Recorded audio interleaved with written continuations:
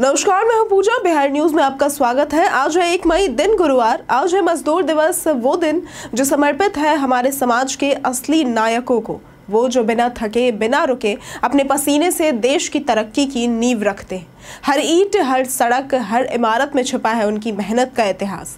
यह दिन सिर्फ एक तारीख नहीं, बल्कि मेहनत, अधिकार और सम्मान की पुकार है। अब आइए नजर डालते हैं आज की टॉप हेडलाइंस पर।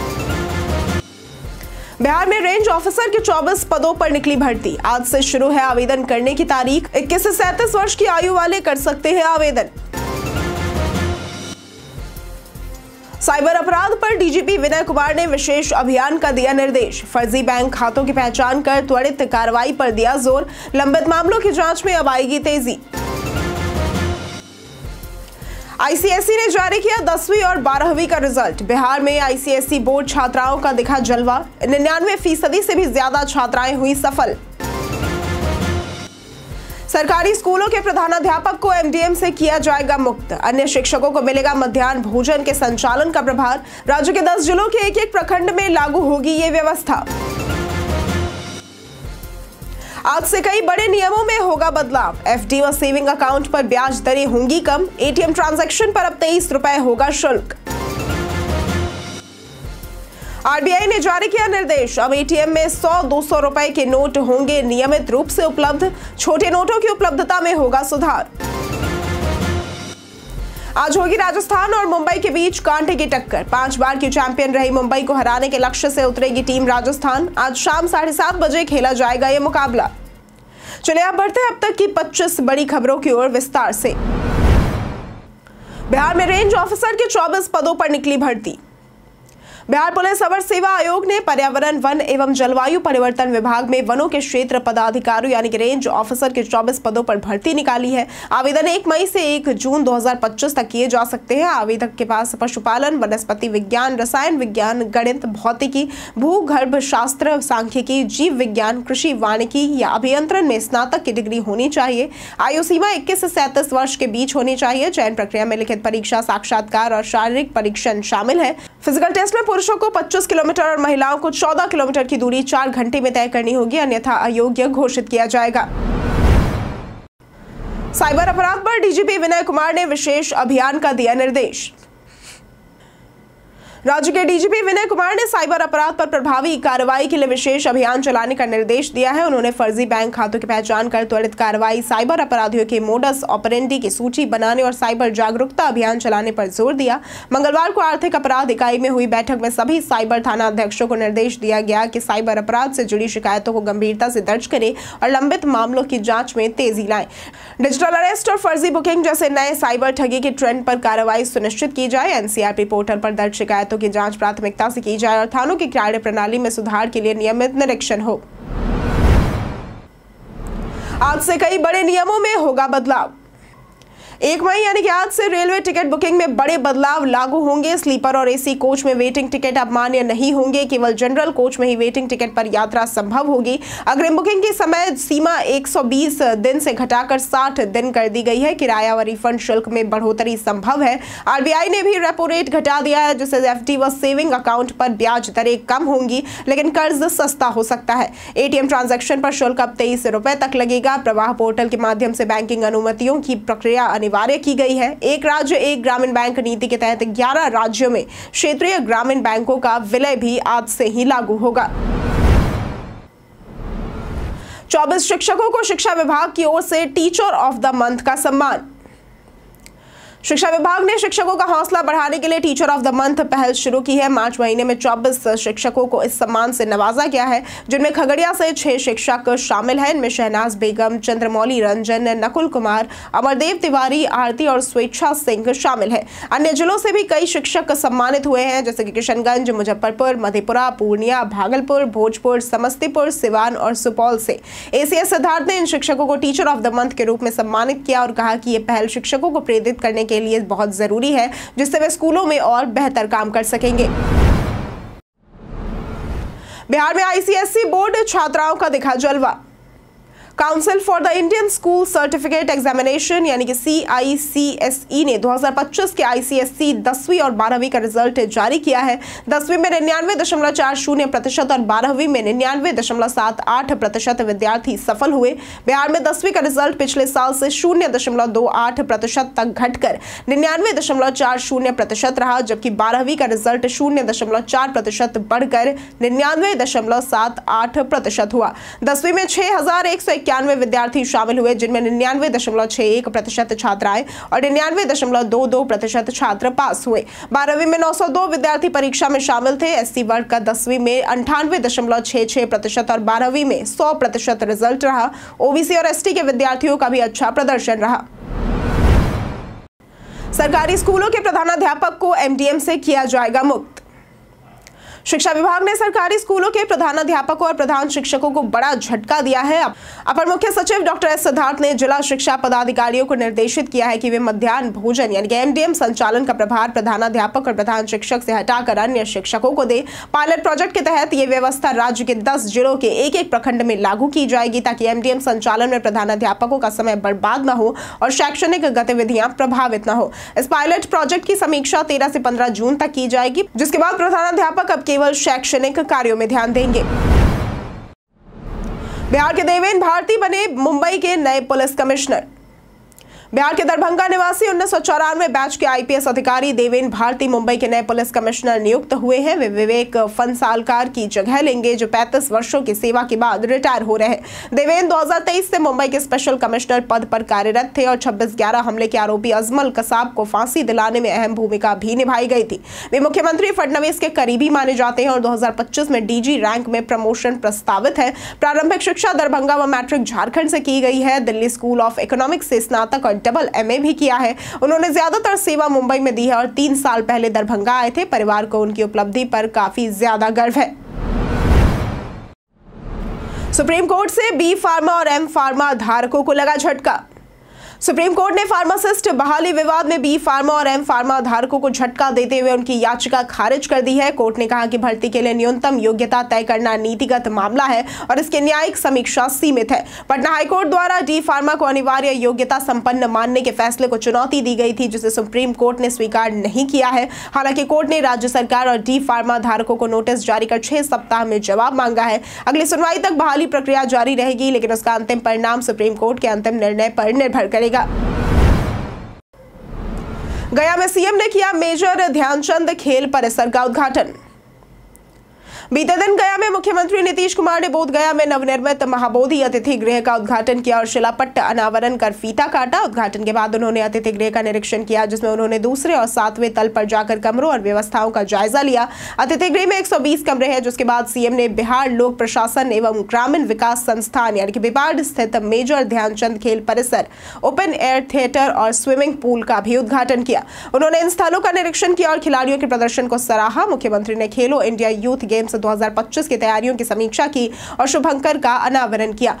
मलखंब, योग और तैराकी जैसे खेलों का प्रदर्शन भी किया गया। उन्होंने खिलाड़ियों से अभ्यास और खेल भावना के साथ प्रदर्शन की अपील की। यह प्रतियोगिता पहली बार बिहार में 4 से 15 मई तक पटना, गया, राजगीर, भागलपुर और बेगूसराय में आयोजित होगी। कार्यक्रम में कई मंत्री, विधायक और जनप्रतिनिधि भी उपस्थित थे। अब ATM में 100-200 रुपए के नोट होंगे नियमित रूप से उपलब्ध।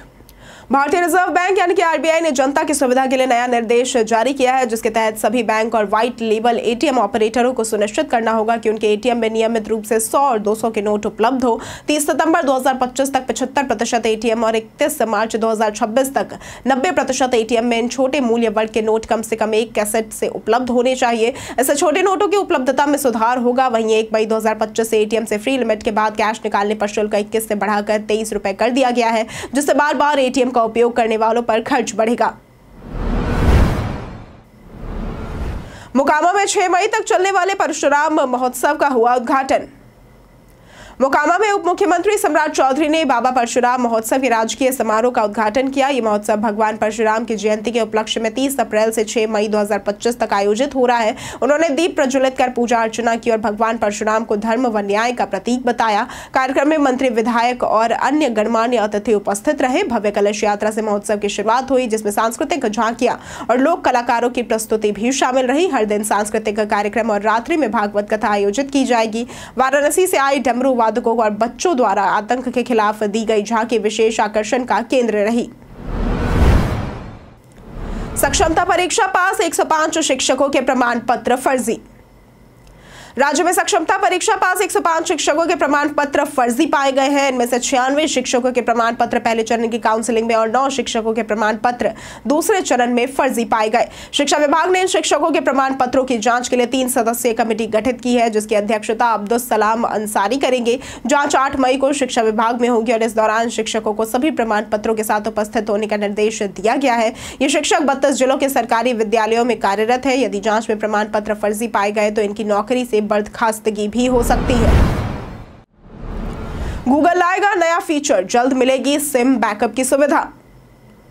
गूगल एक नया फीचर पर काम कर रहा है, जिससे यूजर्स अपने सिम कार्ड का बैकअप गूगल अकाउंट में ले सकेंगे। ये feature call history, apps, message, contacts और सेटिंग्स को बैकअप करने में मदद करेगा। जब यूजर नया फोन उपयोग करेगा तो पुराने फोन का बैकअप लेने का ऑप्शन भी मिलेगा। शुरुआत में ये सुविधा ई सिम यूजर्स को मिल सकती है, क्योंकि ई सिम एक डिजिटल वर्जन है। इस फीचर से फोन चोरी होने पर भी यूजर्स को अपने डेटा को नए फोन में आसानी से ट्रांसफर करने का फायदा मिलेगा, बिना ऑपरेटर के पास जाने की जरूरत पड़े। ये फीचर अभी टेस्टिंग में है और गूगल ने इसे लेकर कोई भी आधिकारिक बयान नहीं दिया है।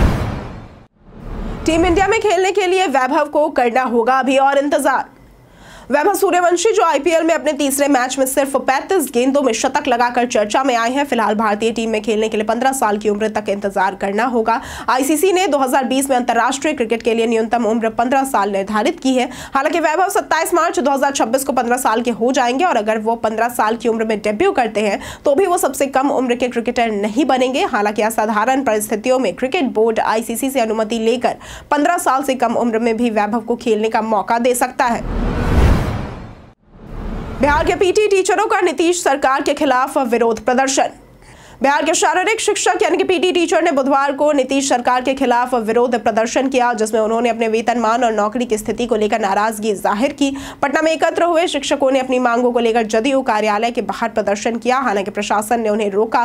पीटी टीचरों ने वेतनमान के दायरे में लाने और पूर्णकालिक बनाने की मांग की। राजद ने उनका समर्थन करते हुए उनकी बात सरकार तक पहुंचाने का आश्वासन दिया। शिक्षा मंत्री सुनील कुमार ने कहा कि उनकी मांगों पर विचार किया जाएगा और संसाधनों के अनुसार निर्णय लिया जाएगा। जानिए आज कैसा रहेगा मौसम का मिजाज। मौसम विभाग के अनुसार अगले 48 घंटों के दौरान राज्य के अधिकतम तापमान में 2 से 5 डिग्री वृद्धि होने की संभावना है, लेकिन उसके बाद कोई भी विशेष परिवर्तन की संभावना नहीं है। तो वहीं न्यूनतम तापमान की अगर बात करें तो अगले 3 से 4 दिनों के दौरान न्यूनतम तापमान में कोई भी बदलाव नहीं आने का पूर्वानुमान लगाया गया है। प्रदेश के 1 या 2 स्थानों पर वर्षा, वज्रपात व मेघ गर्जन के साथ तेज हवा चलने की आशंका जताई गई है। अगर बात करें आज के अधिकतम तापमान की तो आज का अधिकतम तापमान 32 से 34 डिग्री और न्यूनतम तापमान 24 से 26 डिग्री रहने की आशंका जताई गई है। पटना पुलिस ने इंटरस्टेट लुटेरों को किया गिरफ्तार। पटना पुलिस ने इंटरस्टेट गिरोह के 3 लुटेरों को गिरफ्तार किया है, जो पश्चिम बंगाल के वर्धमान में रहते थे। ये अपराधी 9 अप्रैल को विक्रम थाना क्षेत्र के अस्पुरा गांव में निर्माणाधीन सोलर प्लांट में डकैती की वारदात को अंजाम देने में शामिल थे। गिरोह के सदस्यों ने हथियार के बल पर सोलर प्लांट के गार्ड को बंधक बनाकर लूटपाट की थी।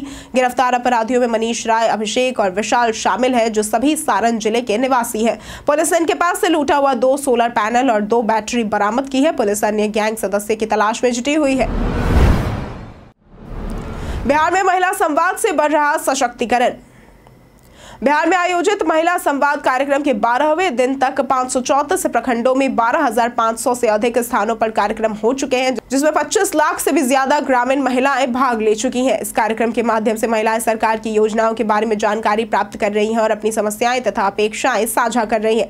जागरूकता वाहन के जरिए लोक कल्याणकारी योजनाओं पर आधारित फिल्में दिखाई जाती हैं। महिलाएं अपने गाँव के विकास, स्वास्थ्य सेवा, कौशल विकास, पेंशन राशि वृद्धि, महिला सुरक्षा, सामुदायिक शौचालय, खेल मैदान आदि की मांग रख रही है। कार्यक्रम का आयोजन 70,000 स्थानों पर किया जा रहा है, जिसमें 2 करोड़ महिलाएं भाग लेंगी।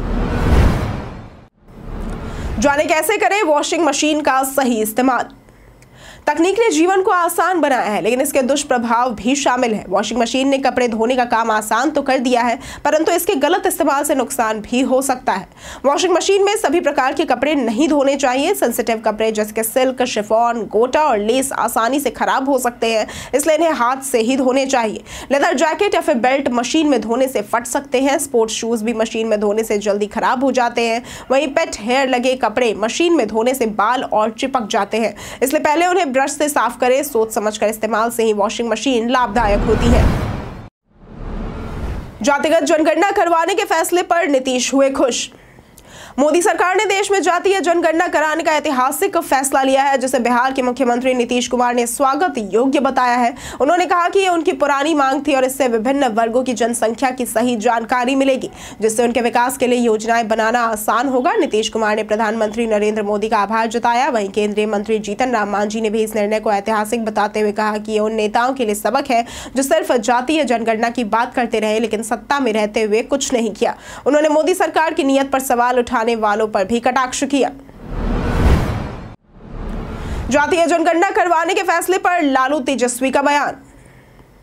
केंद्र सरकार ने बिहार चुनाव से पहले देश में जातीय जनगणना कराने का फैसला ले लिया है, जिसे मूल जनगणना में शामिल किया जाएगा। यह जनगणना सितंबर से शुरू होकर 1 साल में पूरी होगी।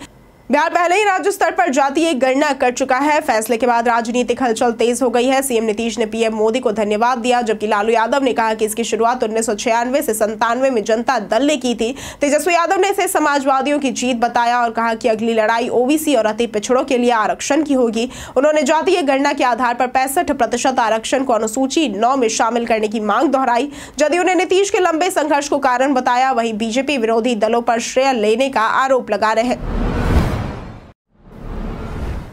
एक दिन के पैरोल के बाद आज अनंत सिंह करेंगे सरेंडर। मोकामा के पूर्व बाहुबली विधायक अनंत सिंह को चचेरे भाई की पोती की शादी में शामिल होने के लिए कोर्ट से 1 दिन की पैरोल मिली थी। सीजीएम 1 कोर्ट ने उनकी अर्जी मंजूर की थी, जिसके बाद वे पटना के बेऊर जेल से बाहर आए और बाढ़ के लिए लदमा गांव के लिए रवाना हुए। अनंत सिंह 24 जनवरी से मोकामा शूट आउट केस में जेल में बंद है, जिसमें उन पर आर्म्स एक्ट, हत्या की कोशिश और सरकारी कार्य में बाधा जैसे आरोप है। इससे पहले मई 2024 में उन्हें पुश्तैनी संपत्ति के बंटवारे हेतु 15 दिन की पैरोल मिली थी। शादी में शामिल होने के बाद वे 1 मई यानी कि आज फिर से जेल में सरेंडर करेंगे। आज होगी राजस्थान और मुंबई के बीच कांटे की टक्कर। राजस्थान रॉयल्स यानी कि आरआर गुरुवार को मुंबई इंडियंस यानी कि एमआई के खिलाफ जयपुर में मैच खेलेगी, जिसमें उसका लक्ष्य मुंबई की 5 बार की चैंपियन टीम को हराना होगा। आरआर की टीम के पास 14 वर्षीय वैभव सूर्यवंशी के रूप में एक नया सितारा है, जिन्होंने पिछले मैच में धमाकेदार पारी खेली थी। संजू सैमसन के बाहर होने के बाद सूर्यवंशी को पदार्पण का मौका मिला। आरआर को प्लेऑफ में जगह बनाने के लिए संघर्ष करना पड़ रहा है, जबकि मुंबई इंडियंस 5 मैचों में जीत चुकी है। दोनों टीमों के बीच कांटे की टक्कर की उम्मीद है और मैच भारतीय समयानुसार शाम 7:30 बजे से शुरू होगा। कई कारणों से दर्ज है भारत के इतिहास में 1 मई की तारीख। आज के दिन 1986 में संदीप कुमार का जन्म हुआ था, जो कि भारतीय एथलेटिक्स हैं। आज के दिन 1964 में नेक राम शर्मा का जन्म हुआ था। ये एक भारतीय राज्य हिमाचल प्रदेश के प्रसिद्ध किसान हैं। आज के दिन वर्ष 2023 में भारत सरकार ने उन्हें कृषि क्षेत्र में उनके योगदान हेतु पद्मश्री से सम्मानित किया था। आज के दिन 1913 में बलराज साहनी का जन्म हुआ था। ये एक प्रसिद्ध हिंदी फिल्म अभिनेता है। आज के दिन 1972 में देश की कोयला खदानों का राष्ट्रीयकरण हुआ था। आज के दिन 1960 में महाराष्ट्र और गुजरात अलग अलग राज्य आज ही के दिन बने थे। आज के दिन 1923 में भारत में मई दिवस मनाने की शुरुआत हुई थी। 1897 में आज के दिन स्वामी विवेकानंद ने रामकृष्ण मिशन की स्थापना की थी। 1988 में आज ही के दिन भारतीय अभिनेत्री अनुष्का शर्मा का जन्म हुआ था। क्या आप जानते हैं बस के पीछे की खिड़की क्यों होती है सबसे छोटी? बस की सबसे पीछे वाली खिड़की बाकी खिड़कियों से छोटी होती है और इसका कारण केवल डिजाइन नहीं बल्कि सुरक्षा और संरचना से जुड़ा होता है। पीछे का हिस्सा संरचनात्मक रूप से कमजोर होता है, इसलिए वहां छोटी खिड़की लगाई जाती है ताकि मजबूती बने रहे। साथ ही ये खिड़की आपातकालीन निकास के रूप में भी उपयोग होती है, जिससे सुरक्षित निकासी संभव हो सके। डिजाइन और संतुलन के लिहाज से भी छोटी खिड़की पीछे की ओर बैलेंस बनाए रखती है। स्कूली बसों में बच्चों की सुरक्षा को ध्यान में रखते हुए ये खिड़की जानबूझकर छोटी रखी जाती है ताकि दुर्घटना की स्थिति में जोखिम कम हो। ये छोटी खिड़की सुरक्षा की बड़ी सोच का हिस्सा है। हम प्रतिदिन आपसे 5 ऐसे जरूरी सवाल और उसके जवाब बताएंगे जो कि बीपीएससी, बिहार पुलिस, दारोगा समेत एसएससी जैसे अन्य प्रतियोगी परीक्षाओं में काम आएंगे। सवाल इतिहास, बिहार स्पेशल, विज्ञान, करंट अफेयर्स और भूगोल से रहेंगे। पूछे गए 5 सवालों में आपने कितना सही उत्तर दिया यह हमें कॉमेंट करके जरूर बताएं। हमारा पहला सवाल है, बिहार आंदोलन किस वर्ष शुरू हुआ था? ए 1970, बी 1965, सी 1972 या फिर डी 1974। इसका सही जवाब है डी 1974। हमारा दूसरा सवाल है, मैथिली कवि कोकिल के नाम से किसे जाना जाता है? ए रामशरण शर्मा, बी कलानाथ मिश्रा, सी उपमन्यु चटर्जी या फिर डी विद्यापति। इसका सही जवाब है डी विद्यापति। हमारा तीसरा सवाल है, बिहार में पाई जाने वाली मिट्टी में इनमें से किस पोषक तत्व की कमी है? ए पोटाश, बी चूना, सी फास्फोरिक एसिड, नाइट्रोजन और ह्यूमस या फिर डी मैग्नीशियम। इसका सही जवाब है सी फास्फोरिक एसिड, नाइट्रोजन और ह्यूमस।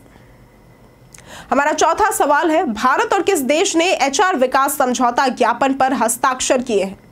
ए कंबोडिया, बी भूटान, सी बांग्लादेश या फिर डी फिलीपींस। इसका सही जवाब है ए कंबोडिया।